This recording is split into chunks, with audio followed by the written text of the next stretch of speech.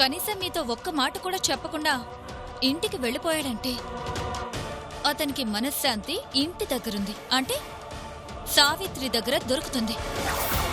ఇంకా నీ భర్త ఏంటి? అంతా నా ఇష్ట ప్రకారమే జరుగుతుంది. నా కోసం సత్యాన్ని పెళ్లి చేసుకోనన్నావుగా. అసలు వాళ్ళిద్దరు గుడికి వెళ్ళడం ఏంటి? ఏం పిన్ని, నువ్వైనా చెప్పాలిగా.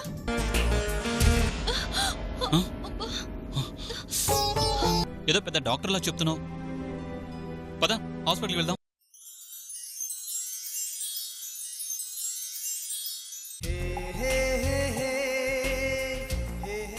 భగవంతుడా, ఇంత ప్రేమున్న నా భర్తకి నన్ను ఇంకెంతకాలం దూరం చేస్తావయ్యా? వద్దన్నా వదలని ఈ చెయ్యిని ఎప్పుడూ నన్ను ఇలాగే పట్టుకోనివ్వు. ఆయన అడుగులో అడుగై నన్ను నడవనివ్వు స్వామి.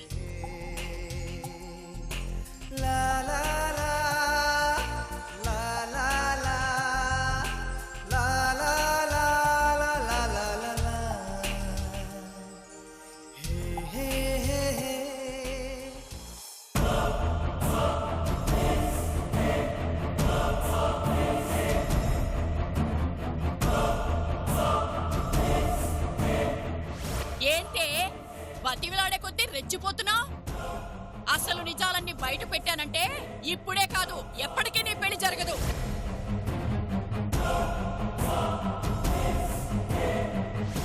మా తమ్ముడు మా సావిత్రి భార్యాభర్తలు. వాళ్ళు గుడికి వెళ్తారు, సినిమాకి వెళ్తారు, షికారుకి వెళ్తారు, ఇంకెక్కడికైనా వెళ్తారు. వాళ్ళిద్దరూ వెళ్తే నీకేంటి ఇబ్బంది?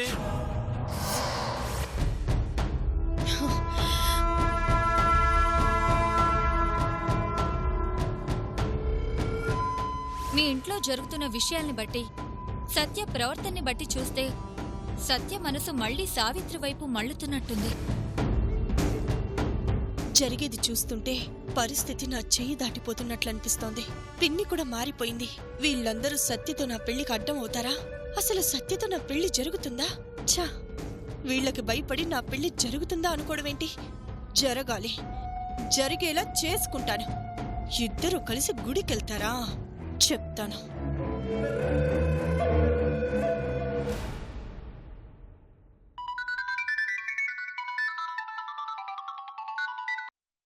చెప్పు రిమిడా. ఎక్కడ సత్య? గుడి దగ్గర. గుడా? గుడికెందుకెళ్ళావు? గుడికెళ్ళడానికి కూడా రీజన్స్ కావాలా? కనీసం చెప్పెళ్ళే పని లేదా?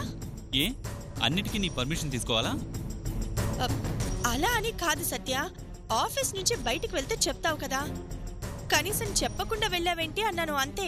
చిరాగ్గా అనిపించింది, వచ్చేసాను. గుడికెళ్దాం అనిపించింది, గుడికొచ్చాను. ఇప్పుడేంటి? సరేలే, నువ్వేదో చికాకులో ఉన్నట్టున్నావు. మళ్ళీ కాల్ చేస్తాను. వాళ్ళందరూ మారారనుకుంటే ఇప్పుడు సత్యలో కూడా మార్పు కనిపిస్తుందేంటి? ఎవరండి? ఊర్మిళనా? అవును. ఏంటంట? గుడికి రావడానికి పర్మిషన్ తీసుకోవాలట. గుడికి పర్మిషన్ కావాలా? దీన్ని ఇంకొంచెం ఏడిపించాలి. ఏమండి, రాక రాక బయటకొచ్చాం. అలా రెస్టారెంట్కి వెళ్ళి ఏమైనా తినేసి వెళ్దామండి.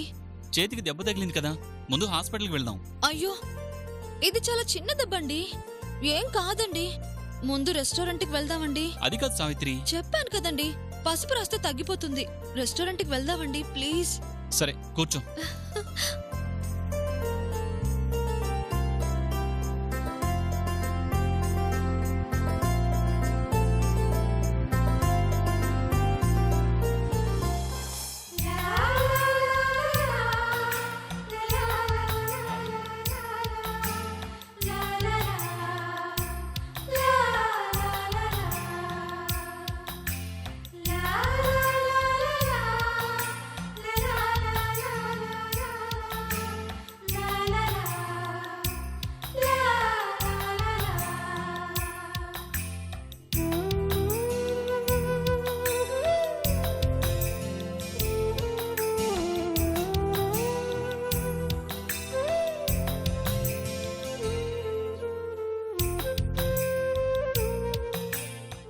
సావిత్రి, నువ్వు కూర్చో, నేను ఆర్డర్ ఇచ్చేసి వస్తాను.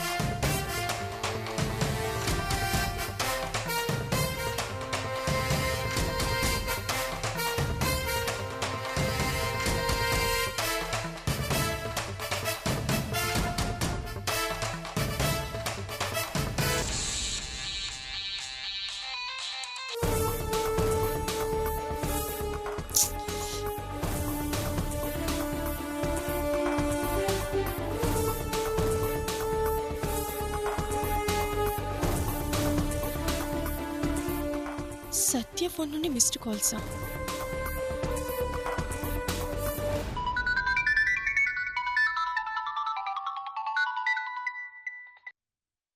హలో, ఏంటూర్మిళ ఫోన్ చేసి మాట్లాడవు? ఫోన్ నువ్వు లిఫ్ట్ చేసా? ఎక్కడున్నారు మీరు? ఆ, గుడికొచ్చాము. ఇప్పుడు మళ్ళీ ఎక్కడ వంట చేస్తావులే అని ఆయన నన్ను రెస్టారెంట్కి తీసుకొచ్చారు.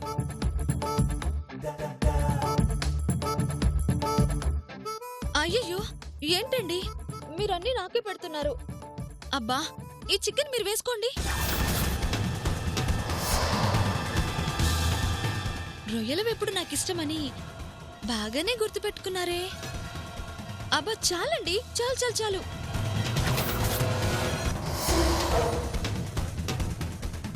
అయ్యయ్యో, ఫోన్లో ఊర్మిళ ఉంది, మర్చిపోయాను. ఊర్మిళ, చూడు, నేను వద్దంటున్నా బలవంతంగా అన్నీ తినిపిస్తున్నారు. ఫుడ్ ఐటమ్స్ తో టేబుల్ మొత్తం నిండిపోయింది తెలుసా? నువ్వు ఆయనతో మాట్లాడతావా? ఆఫీస్లో అర్జెంట్ వర్క్ ఉంది, త్వరగా రమ్మని చెప్పు.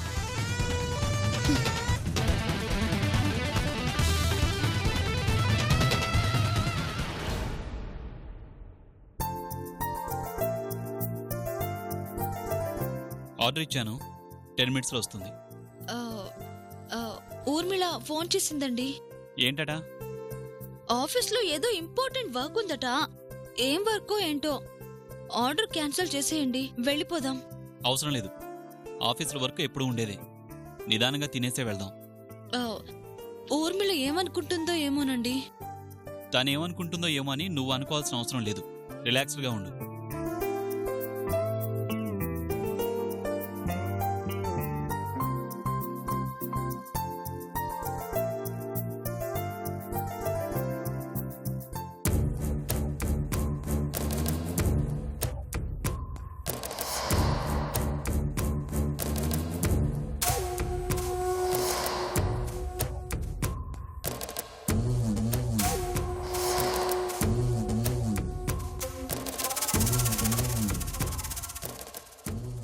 మేడం, మీరు చెప్పిన ప్రాజెక్ట్ ఫైల్ చెక్ చేశాను. మీరు ఒకసారి చూసి చెప్తే మిగతా సెక్షన్ పంపిస్తాను.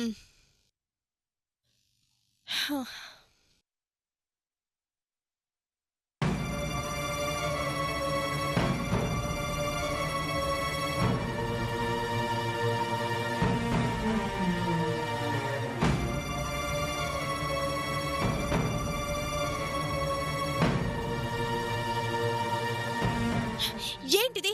నేను కరెక్షన్ చేయమంటే నువ్వు మళ్ళీ కొత్త తప్పులు చేసుకుని వచ్చావు. మనసు పెట్టి పని చేస్తే చెయ్యి, లేదంటే మానసి ఇంట్లో కూర్చొని రెస్ట్ తీసుకో. సారీ మేడం, అది I don't want your explanations. Get out.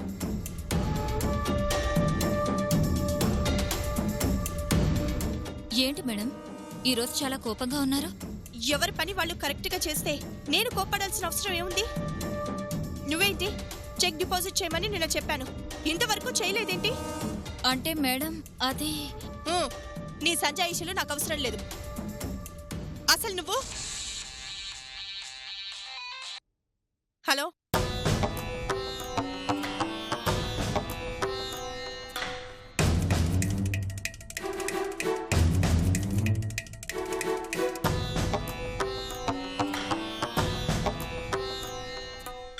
ఈరోజు మనకి వాతావరణం అంత అనుకూలంగా ఉన్నట్టు లేదు. జారుకుంటే మంచిది. ఉమా, మేడం, నీకొక గుడ్ న్యూస్. ఏంటి మేడం? మొన్న మనం మాట్లాడుకున్న 50 crores ప్రాజెక్ట్ ఓకే అయింది. ఓ, కంగ్రాట్స్ మేడం. Thank you. అంత పెద్ద ప్రాజెక్ట్ మీ చేతికొచ్చిందంటే 10 మందికి తెలిసేలా అందరిని పిలిచి గ్రాండ్ గా సెలబ్రేట్ చేసుకోవాలి కదా మేడం? Yeah, sure.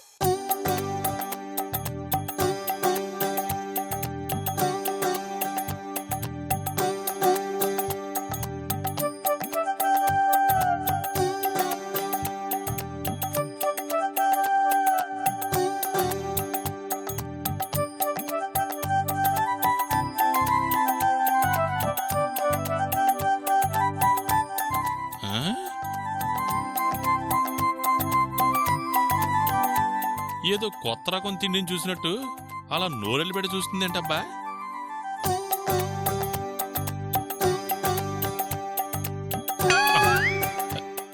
కొంప తీసి ఈ వయసులో ఆయన్ని గాని ప్రేమిస్తుందా ఏంది?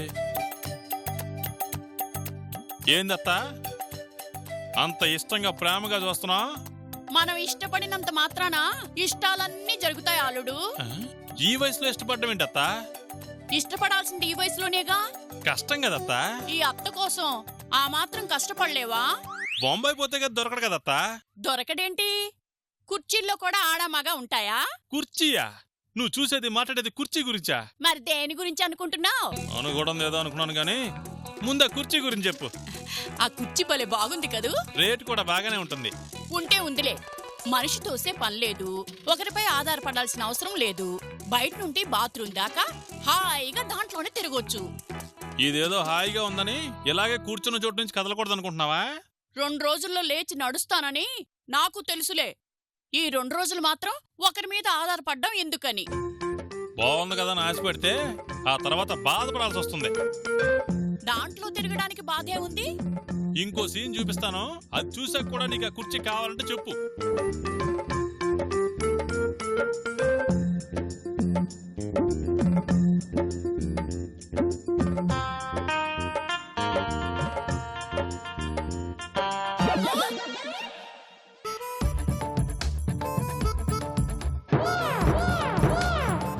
ఇప్పుడు చెప్పత్తా, ఇంకా నీకు ఆ కుర్చీ కావాలనిపిస్తుందా?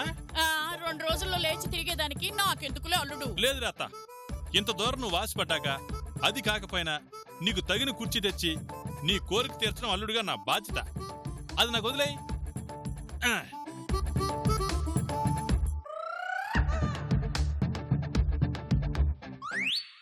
మేడం, ఫంక్షన్ కి పెద్ద పెద్ద గెస్ట్లను పిలుస్తారా? పిలవాలిగా. ఎవరిని పిలుస్తారు మేడం? సినిమా స్టార్స్ నా, పొలిటీషియన్స్ నా? వాళ్ళని పిలిస్తే వచ్చిన జనానికి స్టాఫ్ కి ఎంటర్టైన్మెంట్ ఉంటుంది, మనకే ఉంటుంది. అందుకని ఈ ఫంక్షన్ కి సావిత్రిని గెస్ట్ గా పిలుద్దాం. సావిత్రిని పిలుస్తారా?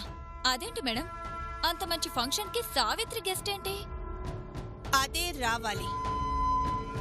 అది వస్తేనే ఈ ఆనందానికి మరో ఆనందం తోడవుతుంది. దాన్ని పిలుస్తాను. ఫంక్షన్లో దానికి దిమ్మ తిరిగిపోయేలా చేస్తాను. ఎలా మేడం? మనసులో ఐడియా లేకుండా ఈ ఊర్మిళ ఏ పని చెయ్యదు. అది ఫంక్షన్కి వస్తుంది, రావాలి. ఇన్ని రోజులు దాని బావే తలనొప్పనుకుంటే కొత్తగా మా పిన్ని కూడా రూట్ మార్చింది. మీ పిన్ని కూడా రూట్ మార్చడం ఏంటి మేడం? మార్చింది. మనిషిలో కూడా ఏదో మార్పు వచ్చింది. కొత్తగా బెదిరింపులు మొదలుపెట్టింది. మిమ్మల్ని బెదిరిస్తుందా? అదేంటి మేడం? అందుకే ఏంటి ఎందుకు అని వీళ్ల గురించి ఆలోచించే కన్నా మ్యాటర్ సెటిల్ చేయాలనుకుంటున్నాను. వాళ్ళు హెల్ప్ చేస్తారు, వీళ్ళు హెల్ప్ చేస్తారని ఎదురు చూడటం కాదు. ఈ ఫంక్షన్ మా పెళ్లి ఫంక్షన్ ని చేస్తాను. పెళ్లి ఫంక్షనా? ఎలా మేడం? అన్ని నా మైండ్లో పక్కాగా ప్లాన్ చేసుకున్నాను. సావిత్రి వాళ్ళ అమ్మా నాన్నని పిలుస్తానని ఆ బుల్లెట్ బాబుగాడు, పెళ్లి జరిగితే చస్తానేమో అని జాతకాలకి భయపడి మా పిన్ని మా పెళ్లికి అడ్డం పడుతున్నారు. అందుకే ఫంక్షన్లో మా పెళ్లి అని అందరి ముందు అనౌన్స్ చేస్తాను. అక్కడే సత్య నేను దండలు మార్చుకునేలా ప్లాన్ కూడా చేస్తాను. సావిత్రి అతిథిగా వచ్చేది ఫంక్షన్కి కాదు, మా పెళ్లికి అని అర్థమయ్యే లోపు అంతా జరిగిపోతుంది. అమ్మో, పెద్ద ప్లానే చేశారు మేడం. ఇందులో నీ పాత్ర కూడా చాలా పెద్దదే. నీ హెల్ప్ కూడా కావాలి. భలేవారే మేడం, పెళ్లి కావాలంటేనే ఇంత హెల్ప్ చేస్తున్నాను. పెళ్ళైతే ఇంకా చెప్పాలా? అందుకే మీ పెళ్లి హ్యాపీగా జరిగిపోవడానికి నేను ఏ హెల్ప్ అయినా చేస్తాను. సావిత్రి, ఈ దెబ్బకి నీకు దిమ్మ తిరగడం గ్యారెంటీ.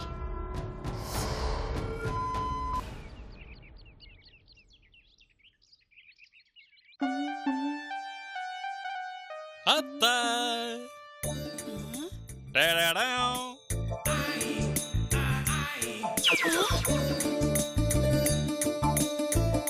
ఏంటి అత్త అలా చూస్తున్నావు? ఆశపడ్డావుగా, అందుకే తీసుకొచ్చాను. నేను ఆశపడింది ఇది కాదుగా.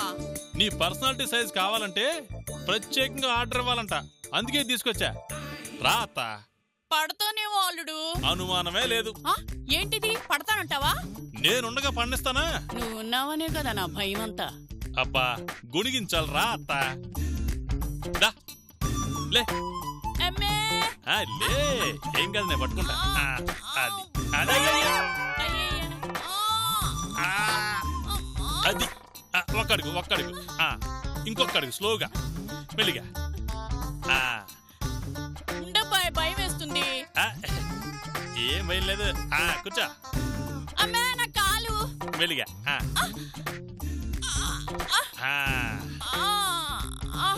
అమ్మా నా కాలు. జాగ్రత్త జాగ్రత్త. అది అమ్మా. అమ్మా ఇప్పుడు చూడు.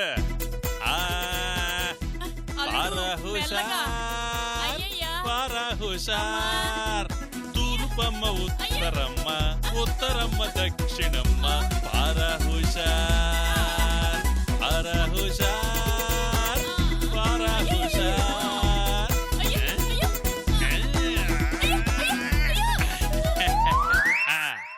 ఎలా ఉందత్త? భూగోళం అంతా బంతిలా తిరిగినట్టుంది. ఏంటి పిన్ని, వీల్ చైర్ ఎందుకు? ఈ 2 రోజులైనా అత్త ఎక్కువగా కష్టపడకూడదని ఈ చైర్ తెచ్చాను. సరే, సత్య సావిత్రి ఇంకా రాలేదా? ఏంటూర్మిళ? ఇప్పుడే అడుగుతున్నాను, వచ్చేశారు. సావిత్రి, నీకొక గుడ్ న్యూస్. మనకు పెద్ద ప్రాజెక్ట్ వచ్చింది. అవునా? కంగ్రాచులేషన్స్ ఊర్మిళ. Thank you. మనకు ఆ ప్రాజెక్ట్ వచ్చిన సందర్భంగా పెద్ద పార్టీ అరేంజ్ చేశాను. దానికి నువ్వే చీఫ్ గెస్ట్. నేనా? నేనెందుకులే ఊర్మిళ, ఎవరినైనా పిలు. ఎందుకేంటి, నన్ను సొంత సిస్టర్లా చూసుకుంటున్నావు. నా కోసం ఎన్నో చేసావు, చేస్తున్నావు. నీకన్నా నాకు ముఖ్యమైన వాళ్ళు ఎవరుంటారు చెప్పు?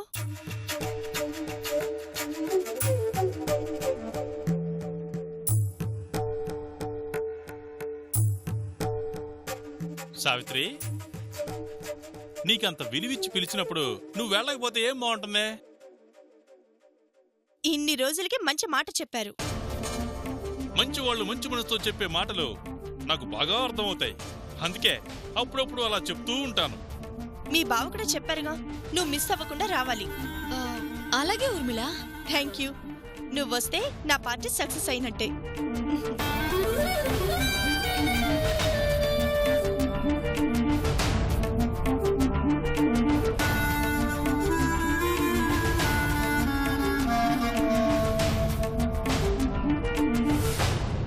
ఏంటి బావా, నేను రాకపోతే పార్టీయే లేనట్టు మాట్లాడుతుంది? కారణం లేకుండా పిలవదుగా సావిత్రి. కారణం ఏముంటుంది బావా? అక్కడ నన్ను అవమానించడానికో, నన్ను బాధ పెట్టడానికో ఏదో ప్లాన్ చేసి ఉంటుంది. అంత ఖర్చు పెట్టి అది వేసిన ప్లాన్ ని రూపాయి ఖర్చు లేకుండా మనం ఎలా ఫెయిల్ చేస్తామా అనేది మన తెలివి. చూపిద్దాం చూపిద్దాం చూపిద్దాం.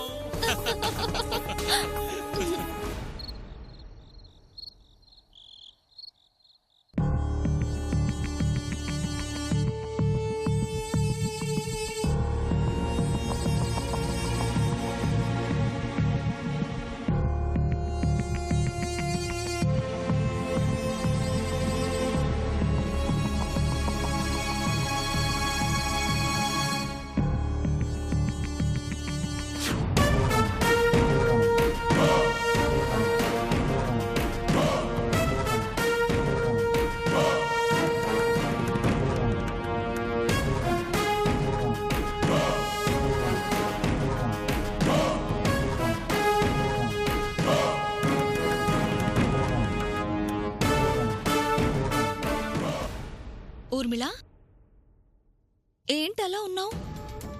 నేను రాను అంటే అక్కల దగ్గరుండి అన్ని చూసుకుంటాను అని తీసుకొచ్చావు. ఇదేనా చూసుకోవటం? ఇప్పుడు నేనేం చేశాను ఊర్మిళ? చేసేది చేస్తూనే ఏం చేశానంటావే? ఇప్పటికీ నా జీవితం నాశనం అయిపోయింది. పెళ్లి కాకుండా తల్లిని కాబోతున్నాను. ఇంకో 1-2 నెలల్లో పోతే ఈ నిజాన్ని ఎవరి దగ్గర దాచలేను. ఈలోపు ఏదో పెళ్లి చేస్తావు అని నా జీవితాన్ని ఒక దారిలో పెడతావనుకుంటే నీ పాటికి నువ్వు సత్యతో గుళ్ళు గోపురాలు అంటూ తిరుగుతున్నావు. ఎందుకు సావిత్రి ఇలా చేస్తున్నావు? అన్నీ తెలిసిన నువ్వు నా జీవితాన్ని ఏం చేయాలనుకుంటున్నావు? నిన్ను దారిలో పెట్టాలని నా తాపత్రయం ఊర్మిళ. నువ్వొస్తే చాలు, ఎవరు రాకపోయినా పర్వాలేదు అన్నట్టు మాట్లాడుతుంది అంటే ప్లాన్ ఏదో భారీ స్థాయిలోనే వేసింది. ఇంత ఖర్చు పెట్టి మరీ హడావుడి చేస్తుంది అంటే తన ప్లాన్ మీద తనకేదో గట్టి నమ్మకం ఉంది. చూస్తా తనేం ప్లాన్ చేస్తుందో.